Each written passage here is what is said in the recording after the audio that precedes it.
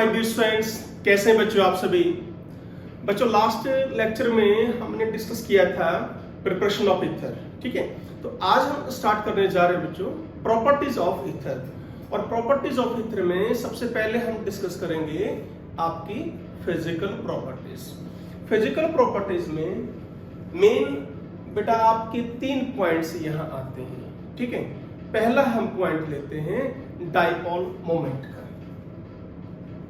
और dipole moment जो है ये डायरेक्टली रिलेटेड है ईथर के स्ट्रक्चर से या उसकी हाइब्रिडाइजेशन से। जैसा कि 11th में केमिकल बॉन्डिंग में हमने पढ़ा हुआ है बच्चों, जिनकी ज्योमेट्री रेगुलर होती है उनका डाइपोल मोमेंट आपका 0 होगा, क्लियर है। और जिनकी इरेगुलर ज्योमेट्री होती है उनका डाइपोल मोमेंट 0 भी हो सकता है और नहीं भी, ठीक है ना। तो वो आपको डायरेक्शन देखनी पड़ती है बच्चों, ठीक है ना। यदि हम ईथर के स्ट्रक्चर की बात करें, we have this general formula of ether ROR। यहां पर बेटा इस तरह हम जस्ट लाइक वाटर हम बना सकते हैं। मेरे पास ये R और जहां पर ये डायरेक्शन दिखाई हमने 2 और यहां पर हम क्या शो कर देंगे, 2 लोन पेयर शो कर देंगे। As we know oxygen atom पर कितने लोन पेयर हैं, 2 लोन पेयर हैं। अब इसकी शेप क्या बनी बेटा, दैट इज आप कह सकते हो वी शेप कह सकते हो या आप बैंड शेप बोल सकते हैं ना। हाइब्रिडेशन क्या होगी, here sp3 hybridisation, okay. And bond angle ध्यान रखना यहां पर वो ग्रेटर देन 109 डिग्री 28 मिनट होगा। ये पहले स्ट्रक्चर में हम पढ़ चुके थे। ये जो बल्कि ग्रुप है आपके, ये बल्कि ग्रुप एक दूसरे को रिपेल करेंगे बेटा, रिपेल करेंगे तो बॉन्ड एंगल आपका इंक्रीज हो जाएगा। अब बात करें डाइपोल मोमेंट की, तो डायरेक्शन है that is towards oxygen atom, towards lone pair. तो यानी ईथर के पास रिजल्टेंट क्या है, डाइपोल मोमेंट की वैल्यू है, ठीक है। और वैल्यू बच्चों आपकी 1.15 से लेकर 1.30 डिवाइड तक वैरी करती है। लर्न नहीं करनी हमने वैल्यू, बस वैसे बता रहा हूं मैं आपको।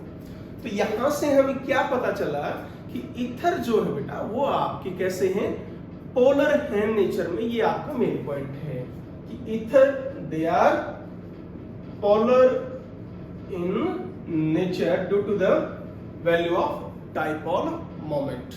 क्लियर हुआ है ये। तो ध्यान रखना ये डाइपोल मोमेंट हम किससे एक्सप्लेन कर सकते हैं, स्ट्रक्चर और हाइब्रिडेशन से हम एक्सप्लेन कर सकते हैं। चलिए नोट कीजिए शाबाश, ओके। चलिए सेकंड पॉइंट है आपका बॉइलिंग पॉइंट कर लेते हैं। बॉइलिंग पॉइंट यहां पर आपके बच्चों 2 क्वेश्चन बनते हैं। जैसा कि मैंने आपको बताया कि ईथर के बीच में अट्रैक्शन फोर्स जो होगी 2 मॉलिक्यूल्स के बीच में क्या होगी, बोलो, डाइपोल फोर्स ऑफ अट्रैक्शन, ठीक है। भाई हमने अभी बताया बेटा कि ईथर कैसे हैं नेचर में, पोलर है, ठीक है। तो फोर्स ऑफ अट्रैक्शन कौन सी होगी यहां पर, तो there are just dipole force of attraction. तो ये अट्रैक्शन फोर्सेस होगी बेटा यहां पर, क्लियर है ना।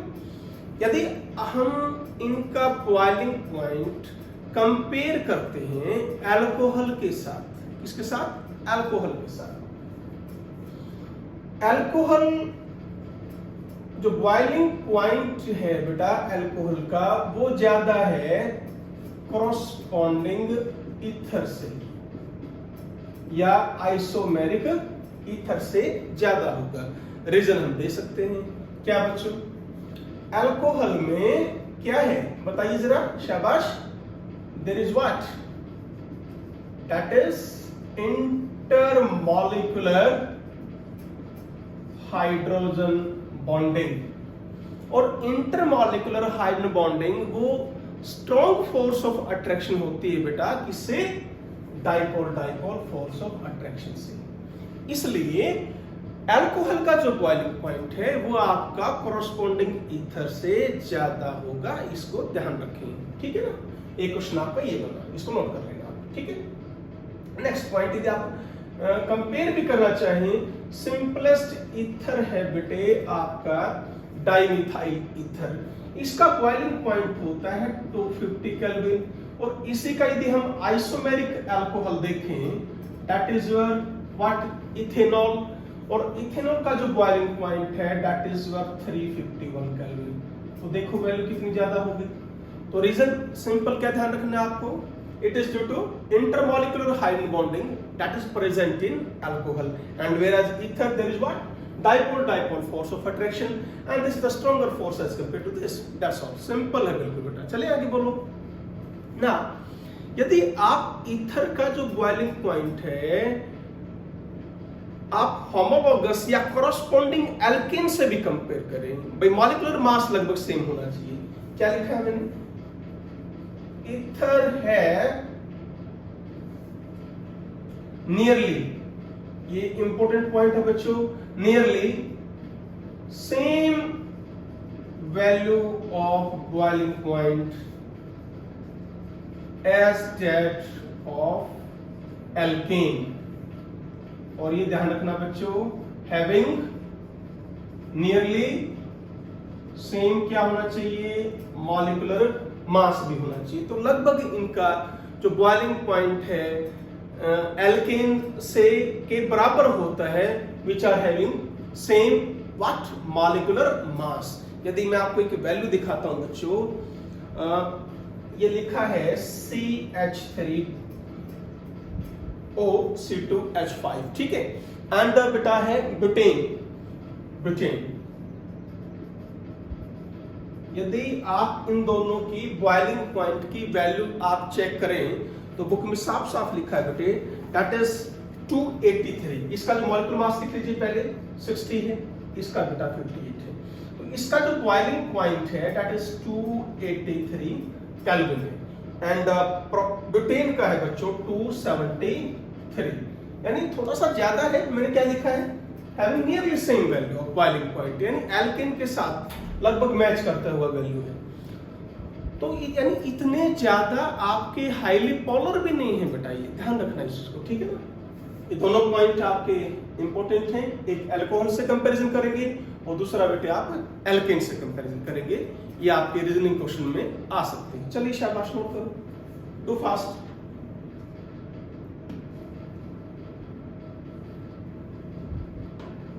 बढ़िया।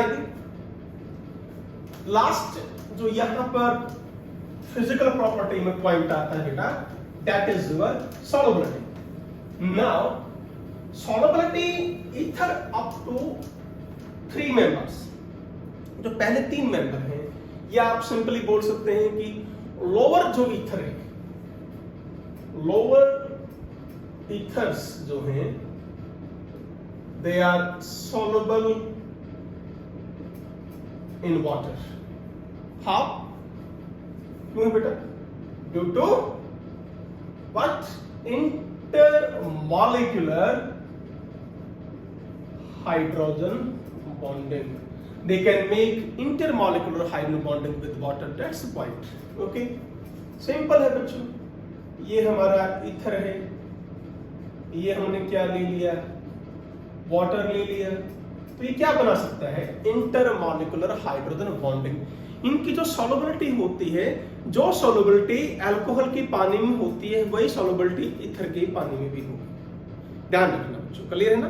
तो रीजन आपका सिंपल क्या है, due to intermolecular hydrogen bonding. Now, as the size of this R group increase, what will happen? क्या समझा रखा है मैंने बेटा आपको, हाइड्रोकार्बन पार्ट यदि इंक्रीज हो जाएगा, tendency to form hydrogen bonding क्या हो जाएगी, decrease, and solubility also decrease. बोलो क्लियर हुआ है। तो बस आपका ये क्वेश्चन आता है बेटा, बड़े आगे, ठीक है। ईथर खुद भी एज अ सॉल्वेंट यूज होता है बच्चों, अभी बताऊंगा मैं आगे, ठीक है ना। चलिए, तो ये आपकी 3 physical property, dipole moment, boiling point and solubility. Now we will start your next chemical property, ठीक है।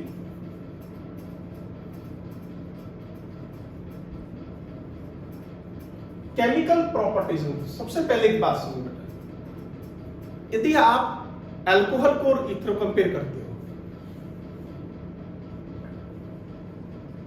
ईथर जो है क्या पढ़ा हुआ है हमने, they are isomeric with alcohol, पढ़ा हुआ बेटा, ठीक है। यदि आप अल्कोहल को देखें, they can give you H positive, यानी उन्होंने काम कर दिया एसिड का। They can give you OH negative, यानी इन्होंने काम किया बेस का। डिहाइड्रेशन हो रहा था, ऑक्सीडेशन हो रही थी, तो ये काफी सारी रिएक्शंस बच्चों आपने अल्कोहल में पढ़े। यानी अल्कोहल के पास क्या है बच्चों, एक्टिव साइट है, ठीक है ना। ये क्या बोलेंगे हम इनको, एक्टिव साइट। और ऐसे कोई एक्टिव साइट आपके ईथर के पास नहीं है। अब ईथर H पॉजिटिव नहीं दे सकता और ये दे सकता है, अल्कोहल OH नेगेटिव दे सकता है, ईथर नहीं दे सकता। तो ये प्रॉपर्टीज में क्या आ गया, काफी डिफरेंस आ गया इनका। आइसोमेरिक जरूर है पर प्रॉपर्टीज में बहुत ज्यादा डिफरेंस है इनका, ठीक है ना। तो इन ईथर अब हम क्या कहेंगे, in ether there is no such active site as present in alcohol ना। तो क्या कहेंगे बेटा कि ईथर जो है they are relatively inert compound माने जाते हैं। इनर्ट हैं इसीलिए बेटा ये क्या काम करते हैं, एज अ सॉल्वेंट। नोट कर लीजिएगा बेटा ये क्वेश्चन। सॉल्वेंट वो होता है बेटा जो रिएक्शन में रिएक्टेंट और प्रोडक्ट के साथ उनके साथ कोई इंटरेक्शन ना करे, यानी बेटा उनके साथ केमिकल रिएक्शन ना करे कोई भी। सॉल्वेंट का काम सिर्फ एक मीडियम का होता है बेटा, ये ध्यान रखना। क्लियर है ना, ओके। तो नॉर्मली अंडर ऑर्डिनरी कंडीशन की यदि हम बात करें बेटे, एट ऑर्डिनरी कंडीशन की यदि आप बात करें तो ether they are what, inert towards acid, base, reducing agent या बेटा ऑक्सीडाइजिंग एजेंट। ऑर्डिनरी कंडीशन की कह रहा हूं मैं। तो जनरली ईथर आपका इनर्ट कंपाउंड ही माना जाता है बेटा। बोलो क्लियर है। तो let us start your chemical properties, okay. चलिए अब यदि एक मेन पॉइंट और है बेटा, क्या भाई, ईथर आपसे पूछा जाए ईथर कैसा काम कर सकता है, एसिड का या बेस का। अब देखिए क्या है, ये मेरे पास लॉन पेयर ऑफ इलेक्ट्रॉन है, तो ऑक्सीजन के पास लॉन पेयर ऑफ इलेक्ट्रॉन है बच्चों, so they can donate, so they can behave as a, बोलो, लेविस बेस। क्वेश्चन आ जाए कि ईथर कौन सा बेस काम करता है, अर्हीनियस बेस, लॉरेंट ब्रोमसेट बेस, या कैसा बेस काम करता है। क्लियर है, बोलो। तो अब सुनो, ये आपका, अब देखो बेटा, ये क्या H पॉजिटिव ले सकता है कहीं, बिल्कुल ले सकता है। लॉरेंट ब्रोमसेट एसिड बेस क्या है, जिसने H पॉजिटिव दे दिया वो क्या था, एसिड। जिसने H पॉजिटिव ले लिया वो क्या था, बेस। इस चीज को ध्यान रखना। क्लियर है ना। तो मेनली ये क्या बिहेव करेगा, as a Lewis base due to the presence of lone pair of electron, also can act as a लॉरेंट ब्रोमसेट बेस, क्योंकि ये H पॉजिटिव पर अटैक करके उसको अपने साथ जोड़ सकता है, ध्यान रखना है। बट आगे अब जैसे मैं कहूं कंसंट्रेटेड आपने HC ले लिया, अब यहां पर क्या बच्चों, पॉजिटिव, यहां पर नेगेटिव, तो लॉन पेयर इस H पॉजिटिव को दे सकता है, ठीक है, एंड Cl नेगेटिव, तो सॉल्ट बना सकता है बच्चों आपका। ऐसे ही यदि आप यहां पर क्या लिखें, H2SO4, तो बिल्कुल सेम लिखेंगे बच्चों, ROH, R पॉजिटिव, यहां क्या लिखेंगे, HSO4 नेगेटिव, तो ये आपका सॉल्ट बना सकते हैं। लाइकवाइज ईथर जो है बेटा, they can make what, coordinate bond with Lewis acid. Lewis acid क्या होते हैं, इनके पास क्या हो, एम्प्टी ऑर्बिटल हो, या यूं कह लीजिए कि उनका ऑक्टेट क्या हो, अनकंप्लीट हो।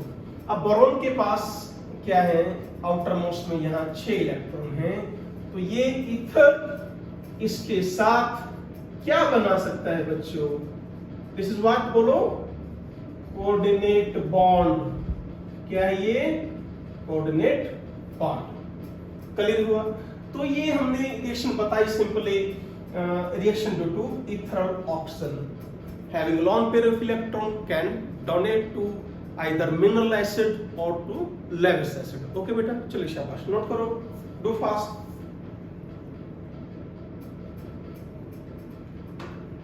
चलिए आगे बोलो। अब जो आपकी एनसीईआरटी में रिएक्शन है वही हम डिस्कस करेंगे। आपको बेटा डिटेल से यदि पढ़ना है इसको, और ज्यादा यदि आपको प्रॉपर्टीज करनी है, तो लेक्चर नंबर आपका यहाँ पर कंपटीशन का जो है वो 110 और 111, ये आपके बेटे कंपटीशन के लेक्चर हैं ईथर के, वहां आप इनको देख सकते हो। ठीक है, चलो नेक्स्ट केमिकल प्रॉपर्टीज आपकी जो मेन है वो है रिएक्शन विद HX। इंपॉर्टेंट है, बड़ा ध्यान से आप इसको करें। ओके, तो ये लास्ट लेक्चर ही चल रहा है आपका इस चैप्टर का। HX is your simply HCl, HBr और HI। ऑर्डर ऑफ रिएक्टिविटी यदि आप देखेंगे तो आप क्या बताएंगे, order of reactivity HI, then HBr और देन HCl बता रखा है। क्या हो रहा है बोलो, bond length decrease, okay, bond dissociation energy increase, so reactivity decrease. वही पॉइंट है सारे के सारे बच्चों, कोई नया नहीं। देखिए यहां मैं ले रहा हूं बच्चों अब HI को, बिकॉज सबसे ज्यादा रिएक्टिविटी किसकी है, HI की, तो आपके क्वेश्चन जनरली बोर्ड में HI के साथ ही आते हैं। ठीक है ना, चलिए इसमें मैंने एग्जांपल लिया, ये एग्जांपल है बेटे सिमेट्रिकल ईथर का। इसकी रिएक्शन करवाई मैंने 1 मोल HI के साथ, 1 मोल के साथ। क्या होगा देखो, oxygen charge negative, carbon charge positive, तो मैं यहां से इसको डिसोसिएट कर रहा हूं। This is not mechanism around. यहां पर मैं क्या लिखूंगा, H पॉजिटिव, यहां क्या लिख दूंगा मैं, I negative. What are the product, CH3OH and plus CH3I। अब देखो आप इस बॉन्ड को यदि आप यहां से भी तोड़ते तो यहां क्या लिखते, I, यहां क्या लिखते H। बात एक ही है ना, सिमेट्रिकल है, कहीं से बॉन्ड तोड़ लो कोई प्रॉब्लम नहीं आएगी। अब यदि बच्चों आप यहां लेते हैं 2 मोल्स ऑफ HI, तो क्या करना पड़ेगा आपको, दोनों साइड से ही बॉन्ड तोड़ना पड़ेगा। ठीक है, यहां क्या लिया होगी, I, यहां H, यहां H, यहां I, बस इस चीज का ध्यान रखें, इस तरह आप याद कर सकते हैं। तो क्या मिला बेटा आपको, 2 moles of CH3I and plus H2O। Follow clear है? तो ये एग्जांपल हमने लिया बच्चों किसका, सिमेट्रिकल ईथर का। तो सिमेट्रिकल ईथर हम पढ़ चुके हैं क्या होता है, दोनों साइड क्या हो, नेचर ऑफ एल्काइल ग्रुप क्या हो, बोलो शाबाश, सेम हो। ठीक है, अब यदि मैं बात करूं तो ये लिखा बेटा किसका, सिमेट्रिकल ईथर का। यदि हम बात करते हैं अनसिमेट्रिकल ईथर की, वहां एक से ज्यादा टाइप के प्रोडक्ट्स बन सकते हैं विद 1 मोल ऑफ HI। कैसे बच्चों, मान लीजिए मैं ये ले रहा हूं, आपने रिएक्शन करवाई HI के साथ, लेफ्ट मैंने ऑप्शन दिया कि मैं यहां से बॉन्ड तोड़ रहा हूं, तो यहां क्या लगाना पड़ेगा आपको, I नेगेटिव, यहां क्या लगाना पड़ेगा, H पॉजिटिव, और हमने प्रोडक्ट बनाया CH3I एंड C2H5OH। क्लियर हुआ? सेकंड ऑप्शन भी है मेरे पास, क्या भाई, मैं बॉन्ड को तोड़ूंगा यहां से, यहां क्या लिखूंगा मैं, H पॉजिटिव, यहां क्या लिखूंगा, I नेगेटिव। ध्यान से देखिए, प्रोडक्ट आपके चेंज हो चुके हैं, बताइए हो चुके ना चेंज। कब? with 1 mole of HI and with unsymmetrical ether. 2 moles में कोई प्रॉब्लम नहीं आएगी बेटा, ये ध्यान रखना। क्यों? आपको बॉन्ड यहां से तोड़ना है, आपको बॉन्ड यहां से भी तोड़ना है। There is no problem with 2 moles of HI। वहां तो यहां भी I लिखना है, यहां भी I लिखना है, यहां भी H, यहां भी H। तो इधर क्या आएगा? CH3I, C2H5 और प्लस H2। यहां कोई प्रॉब्लम नहीं है। अब ये बेटा अब हम एक्सप्लेन करेंगे कि इन दोनों में से प्रोडक्ट्स कौन है। चलो पहले एक बार नोट करो, शाबाश, फिर आगे बढ़ते हैं।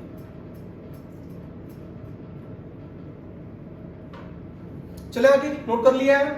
ओके, देखिए अब इसी को हमने एक्सप्लेन करना है, ठीक है? इसमें कोई दिक्कत नहीं हमें, चलो फिर भी मैं छोड़ देता हूं। आइए, we have this CH3O this, ठीक है, प्लस H पॉजिटिव, तो ऑब्वियसली ये लोन पेयर यहां अटैक करती है। क्लियर है बच्चों? यहां पर चार्ज क्या आ गया? पॉजिटिव। क्या समझा रखा है बच्चों मैंने आपको कि जैसे ही ऑक्सीजन पर चार्ज पॉजिटिव आए बेटा, उसको खत्म करने की कोशिश किया करो। H पॉजिटिव अटैक कर दिया। अब कौन है आपके पास I नेगेटिव? कौन है I नेगेटिव? अब देखिए, मुझे आप ये बताओ, ये जो I नेगेटिव है वो यहां अटैक करेगा या यहां अटैक करेगा? बस ये देखना है। बोलो, ध्यान से देखिए, ये जो अटैक है आपका SN2 अटैक है। SN2 क्यों है बेटा? बोलो। ये ग्रुप भी आपका प्राइमरी है, ये ग्रुप भी आपका प्राइमरी है। बोलो है या नहीं? यस। तो न्यूक्लियोफाइल बैक साइड से अटैक करेगा ऑब्वियसली। प्राइमरी में तो कौन सा होता है? SN2 ही फॉलो होगा मैकेनिज्म। क्लियर हुआ? बोलो, चले ना। यहां कौन है? H H H। यहां एटलीस्ट एक क्या गया बल्कि ग्रुप, तो यहां माइनर अटैक होगा और इधर बोलो मेजर अटैक होगा। पढ़ रखा है बेटे आपने कि SN2 में मेजर अटैक कहां से होता है? जहां पर स्टेरिक हिंड्रेंस क्या हो? लिस्ट हो। याद है या नहीं? बोलो, बढ़ो आगे।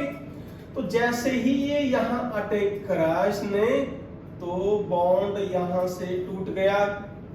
ये दोनों इलेक्ट्रॉन कहां आ गए? ऑक्सीजन पर आ गए। समझ में आ गया आपको? और प्रोडक्ट क्या बने? CH3I and C2H5OH। That is ये आपका प्रोडक्ट होगा। मेजर, तो दीज आर योर, क्या लिखेंगे? मेजर। और ये क्या होंगे? माइनर। हमने मेजर प्रोडक्ट लिखना होता है हमेशा बेटा रिएक्शन में, पेपर में आए तो माइनर नहीं लिखना होता, मेजर। आप इसको लिखेंगे ही नहीं, रहने देना बेटा। सिर्फ क्या लिखेंगे? ये प्रोडक्ट्स लिखेंगे। क्लियर हुआ है? मैकेनिज्म समझ में आ गया आपको? बोलो, बढ़े आगे। चलिए शाबाश, नोट लो, करो बेटा नोट, शाबाश। ओके, अब यहां पर 3 पॉइंट आएंगे, उन तीनों पॉइंट को डिस्कस करूंगा बेटे, ठीक है? क्या?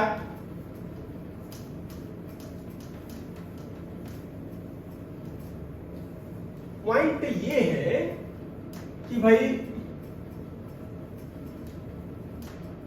यदि फर्स्ट पॉइंट, इफ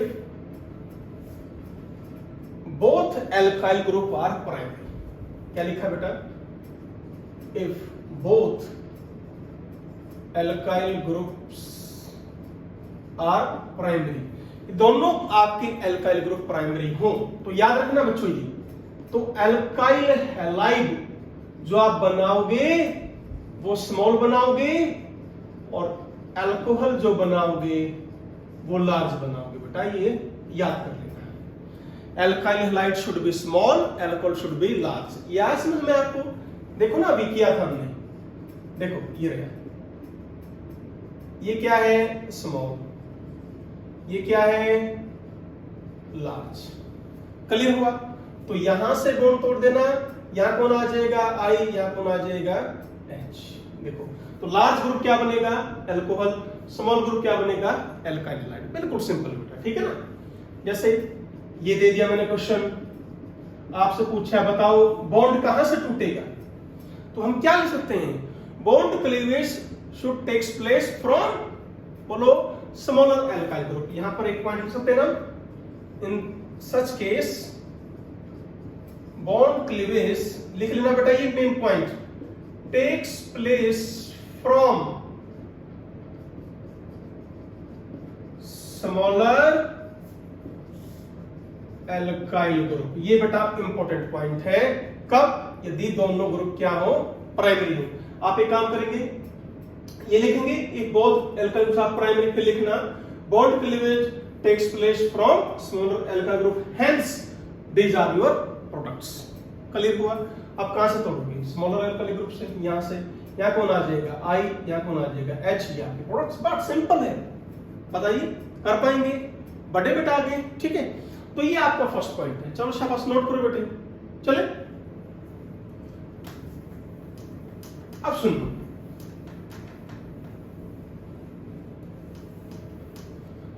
सेकंड जो इसमें केस आता है बेटे, तो फर्स्ट केस क्लियर हुआ,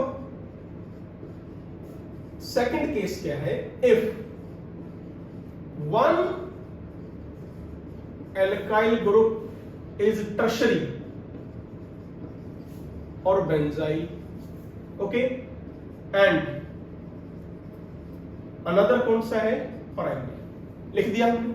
तो टर्शरी और बेंजाइल से हमें क्या मिलेगा, ये कन्वर्ट होगा एल्काइल हैलाइड में और ये कन्वर्ट हो जाएगा एल्कोहल में।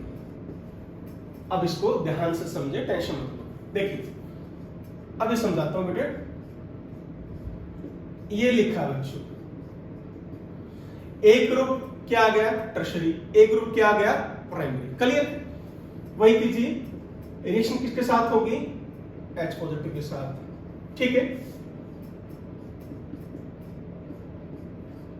अब एक बात ध्यान से समझो बेटे, I नेगेटिव ये ग्रुप जो ये आपका कैटायन बना है, ठीक है, I नेगेटिव की वेट नहीं करता अटैक करने के लिए, तुरंत ये क्या करेगा बोलो, यहां से बॉन्ड तोड़ देता है और ये इलेक्ट्रॉन कहां जाते हैं ऑक्सीजन पर। क्यों?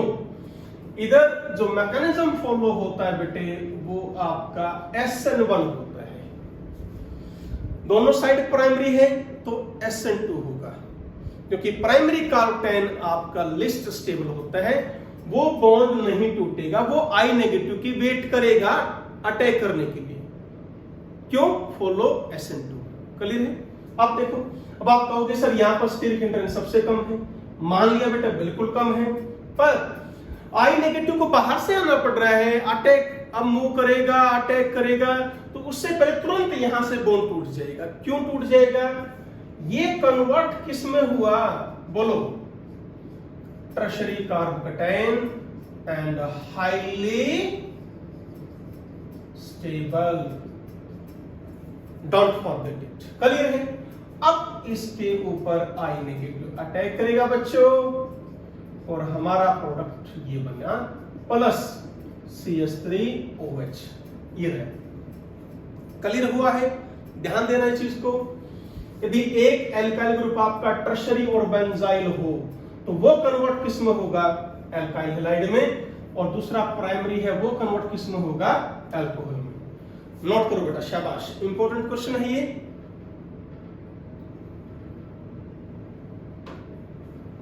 बढ़ा जाए आगे, चले? ओके, अब ऐसे ही मैं एक क्वेश्चन और दे रहा हूं, यही तो समझना है बेटा, सारा खेल इसी का है। जैसे ये आ गया, देखो आपसे पूछ लिया बताइए बॉन्ड किस साइड से टूटेगा, है तो ये ग्रुप कौन सा प्राइमरी है ना, प्राइमरी है ना, बोलो ये कार्बोनिल तो क्या है, प्राइमरी है। तो क्या करेंगे, सीधा लिख दे OH पॉजिटिव CH3, ये भी I नेगेटिव की वेट नहीं करेगा, तुरंत यहां से बॉन्ड टूटेगा। दो बातें आगे, क्या ये कैटायन I नेगेटिव की वेट करे या ना करे। वेट कब नहीं करेगा, यदि वो आपके पास बहुत ज्यादा स्टेबल कार्टेन मिल रहा है तो वेट नहीं करेगा। कार्टेन स्टेबल नहीं मिल रहा है तो वेट कर लेगा, बात खत्म। ओके, अब ये जो कार्बोकैटायन है बेटा हाईली स्टेबल है, benzyl carbocation highly stable, resonance stabilise. Clear है बोलो। तो एक प्रोडक्ट आपका क्या बना, बोलो CH3OH। अब यहां पर क्या लगा दोगे इसके साथ, I A ग्रुप, ये बोलो क्लियर है। तो टर्शरी और बेंजाइल क्या देगा आपको, एल्काइल हैलाइड, प्राइमरी क्या देगा, एल्कोहल। बस ये आप ध्यान रखेंगे, बिल्कुल आसान है। बढ़े बेटे आगे चले। ओके, अब एक और जो है ध्यान रखो, तो सेकंड केस हुआ ये, चलो बेटा हाँ, थर्ड केस हम ले लेते हैं कि यदि एक एल्काइल ग्रुप आपका क्या है, सेकेंडरी, एंड अनदर है बेटा प्राइमरी, ये रह गया आपका। तो यहां ध्यान रखना, products depend upon solvent. Clear बेटा। इफ मैं लिख रहा हूं बेटा, सॉल्वेंट इज पोलर प्रोटिक, तो फॉलो SN1। यदि SN1 फॉलो होता है तो सेकेंडरी एल्काइल ग्रुप क्या देगा आपको, एल्काइल हैलाइड, और प्राइमरी एल्काइल ग्रुप क्या देगा आपको, अल्कोहल। क्लियर बच्चों। If solvent is polar and aprotic तो इट विल फॉलो SN2, ये नोट कर लेना बच्चों। उस टाइम जो सेकेंडरी एल्काइल ग्रुप आपको क्या देगा, alcohol, and primary alkyl group क्या देगा आपको, एल्काइल हैलाइड। जो वेरी वेरी इंपॉर्टेंट बेटे, SN1 रिएक्शन को पोलर प्रोटिक सॉल्वेंट फैसिलिट करता है और SN2 को पोलर एप्रोटिक। क्लियर है। लाइक वाटर ले लिया, अल्कोहल ले लिया, इसमें बेटे एसीटोन है, ठीक है, काफी सारा कंपटीशन करवा रखा है मैंने, DMSO है, डाइमिथाइल सल्फोक्साइड है, ये आपके पोलर एप्रोटिक है। तो वो सॉल्वेंट पर डिपेंड करेगा बेटा, इस चीज को ध्यान कर लेना है। क्लियर है। बोलो मैकेनिज्म तो यहां करने की जरूरत नहीं है, सारे मैंने बता दिए। जैसे मान लो क्वेश्चन आ गया, शाबाश, देखो इस तरह लिख दिया, हमने रिएक्शन करवानी है किसके साथ, HI के साथ, पर ध्यान देना polar protic solvent, polar aprotic solvent, products change हो जाएंगे। पोलर प्रोटिक है तो ध्यान दो, फॉलो SN1 मैकेनिज्म। SN1 होगा तो लार्ज, ये क्या बन जाएगा, कार्बोकैटायन, और कार्बोकैटायन बना तो इसके ऊपर कौन अटैक करेगा, I नेगेटिव। तो इसका जो प्रोडक्ट होगा ये प्लस CH3OH। क्लियर है बच्चों। पोलर एप्रोटिक है तो क्या होगा, कार्बोकैटायन नहीं बनेगा, कार्बोकैटायन नहीं बना तो I नेगेटिव अटैक करेगा। I नेगेटिव कहां अटैक करेगा, स्मॉलर एल्काइल ग्रुप के साथ। बस सीधा लिख लो, ठीक है, एंड प्लस CH3I। इंपॉर्टेंट है, नोट कर लीजिए, शाबाश, डू फास्ट। बोलो चले आगे बेटा, कोई डाउट किसी को? ओके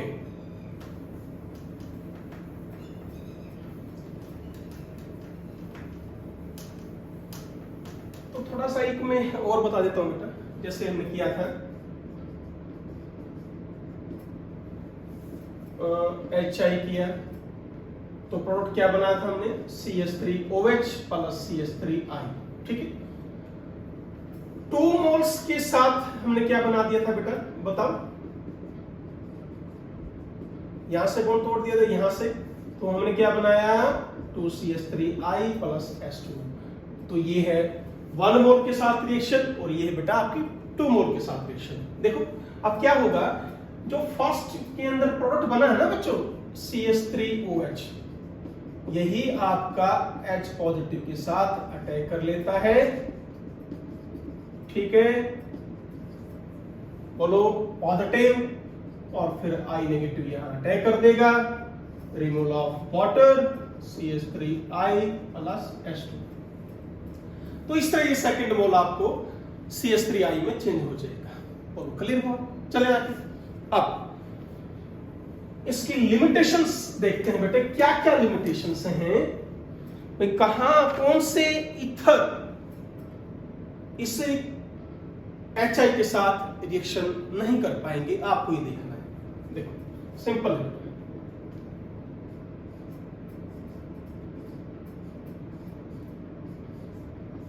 क्या ये क्लियर है? बोलो देखो ध्यान से, ये जो इथर है बेटा ये HI के साथ रिएक्शन नहीं कर पाएगा। बोलो किसी को डाउट हो तो बताइए मेरे को, शाबाश। क्यों नहीं कर पाएगा? यहां भी इलेक्ट्रॉन्स रेजोनेंस स्टेबलाइज हो गए, इधर भी रेजोनेंस स्टेबलाइज हो गए, तो ध्यान रखना है बेटा यहां देयर इज नो रिएक्शन। अब एक क्वेश्चन मैं आपसे पूछता हूं, देखो क्वेश्चन है बेटा ये, यस आपसे पूछा 1 मोल HI, ठीक है, अब क्या करेंगे,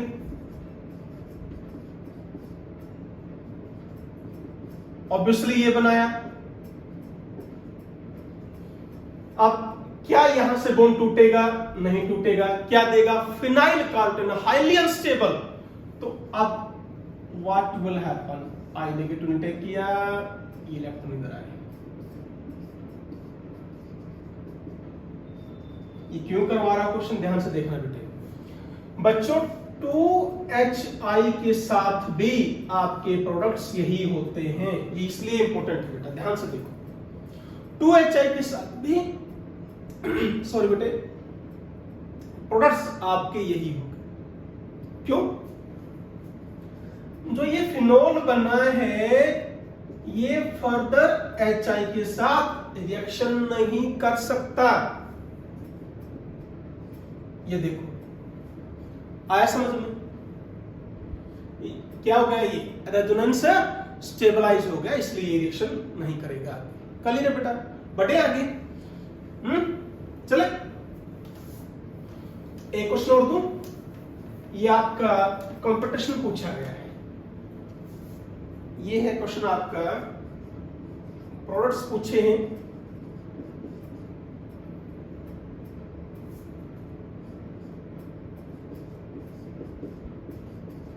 बताइए क्या प्रोडक्ट्स होंगे HI के साथ। शाबाश जल्दी कीजिए। पहली बात बेंजाइल, बेंजाइल फॉलो SN1, ठीक है,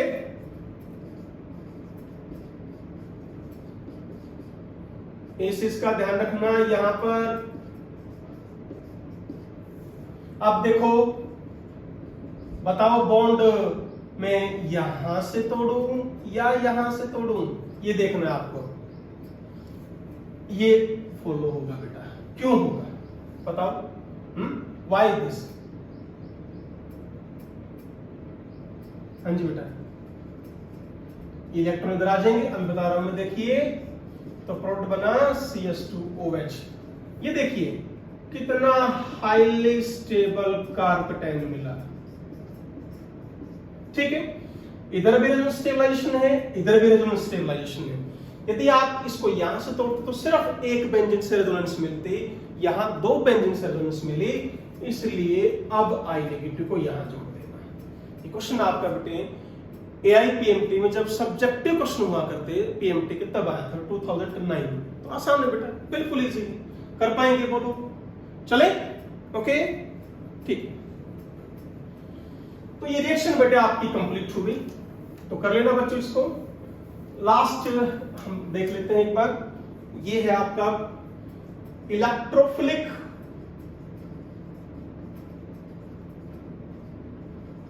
सब्स्टिट्यूशन रिएक्शन इन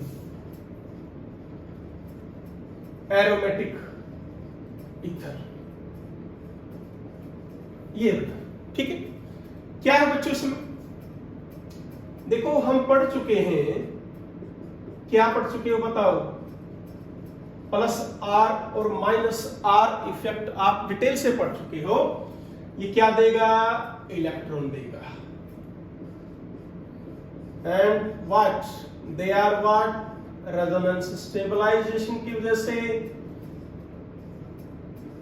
इस प्लस नॉट रेजोनेंस स्टेबलाइजेशन हम क्या कहेंगे, इस प्लस आर इफेक्ट की वजह से क्या हो गया है? ध्यान से देखो बेटे, क्या मिल रहा है आपको? ऑर्थो और पैरा पर चार्ज कैसा मिला? नेगेटिव। और नेगेटिव चार्ज मिल रहा है तो ऑब्वियसली इलेक्ट्रोफाइल कहां अटैक करेगा? ऑर्थो और पैरा पर। तो ध्यान क्या रखेंगे कि ये OCH3 का कैसा इफेक्ट है? Plus R. इससे क्या हो गया? Increase electron density at ortho and para position. So कैसा ग्रुप है? एक्टिवेटिंग ग्रुप है, ठीक है। इलेक्ट्रोफाइल कहां अटैक करेगा? ऑर्थो और पैरा पोजीशन पर। इस चीज को ध्यान रखें बेटा, क्लियर है? इंक्रीज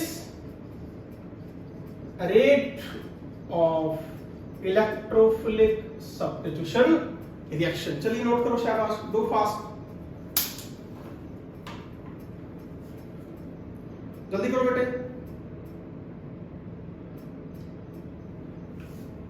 कर लिया नोट? ओके। अब इनकी बेटे टोटल जो आपने रिएक्शंस पढ़ी थी 11th में इलेक्ट्रोफिलिक सब्स्टिट्यूशन, एक बार वो डिस्कस कर लेते हैं, ठीक है? ठीक।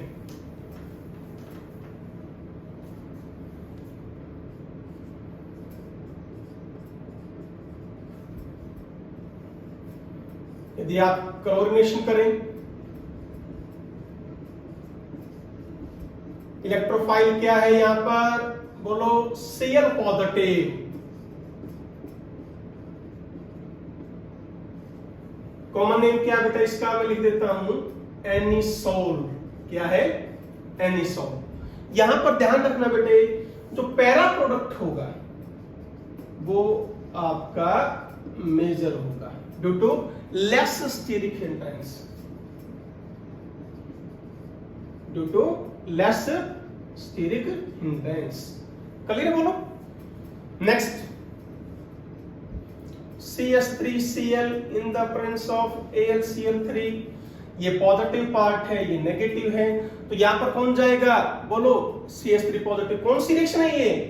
Friedel-Crafts alkylation. तो प्रोडक्ट्स लिख सकते हैं बेटे आप इसके, एक बार जोड़ दो ऑर्थो पर और एक बार जोड़ दो पैरा पर, बिल्कुल सिंपल है, ठीक है? Next, CH3 COCl in the presence of AlCl3, ये कौन सी है? Friedel-Crafts acylation. यहां पर पॉजिटिव पार्ट ये रहा, नेगेटिव ये रहा, तो ये जाएगा बेंजीन के पास। इसमें गड़बड़ मत करना कोई भी, लाइक दिस, ठीक है? समझ में आ रहा क्या कह रहा हूं? यहां आप COCH3 जोड़ना बेटे, ठीक है? नेक्स्ट, HNO3 प्लस H2SO4 कौन सी रिएक्शन है? बोलो, नाइट्रेशन। नाइट्रेशन में इलेक्ट्रोफाइल कौन होता है? NO2 positive. तो ऑर्थो पर लगा दो और पैरा पर लगा दो। ठीक है, पैरा के जो पोर्ट्स होंगे वो आपके मेजर होंगे। नाउ मेन पॉइंट एक रहेगा बेटा, क्या? सल्फोनेशन यहां पर नहीं हो रही। क्यों नहीं हो रही? H2SO4 कैसा एसिड है? स्ट्रॉन्ग एसिड है। तो क्या होता है बेटे, ये तुरंत H पॉजिटिव देता है और ये H पॉजिटिव इस ईथर पर अटैक कर जाते हैं। ध्यान देना बेटा इस चीज को, बड़ा इंपॉर्टेंट क्वेश्चन है ये ना। क्या ऑक्सीजन पर अब लोन पेयर रहे? नहीं, एक लोन पेयर तो अब ये तो कहेंगे, पर ऑक्सीजन पर चार्ज क्या आ गया? पॉजिटिव। पॉजिटिव आ गया तो बोलो कैसा ग्रुप बन गया? अब ये डी एक्टिवेटिंग ग्रुप। ये मत बोलना कि सर अभी भी एक लोन पेयर है उसको ले जाओ, ये नहीं करना है। Oxygen can not make 4 bonds, ध्यान रखो इस चीज को। तो डीएक्टिवेटिंग है तो क्या करता है? इलेक्ट्रोफिलिक सब्स्टिट्यूशन रिएक्शन के रेट को क्या करेगा? डिक्रीज। इंपॉर्टेंट पॉइंट नोट करो, शाबाश, चलो डू फास्ट।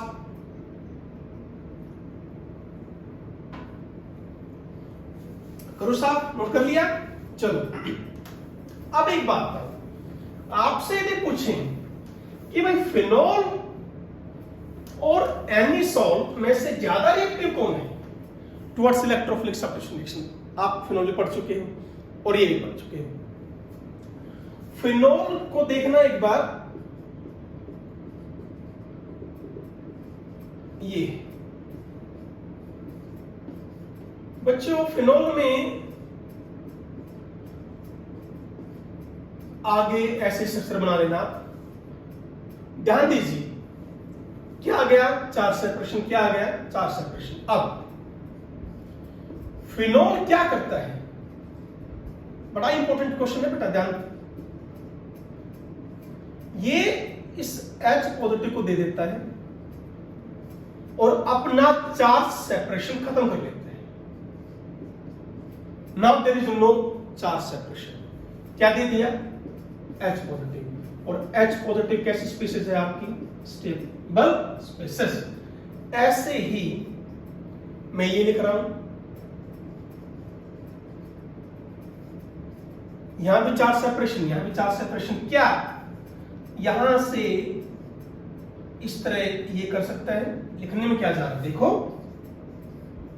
भाई, इस तरह तो ये भी कर पा रहा है, पर मिला क्या? CH3 positive. क्या है? कार्बोकेटाइन। और ये क्या है? Highly unstable. तो ये कन्वर्ट नहीं होता बेटे, यानी ये अपना 4 सेपरेशन खत्म नहीं कर पाता। फिनोल अपना 4 सेपरेशन खत्म कर लेता है। हेंस व्हाट, क्या ध्यान रखेंगे? जो rate of electrophilic substitution reaction है इन फिनोल ग्रेटर देन एनिसोल। बस क्लियर हुआ बेटा?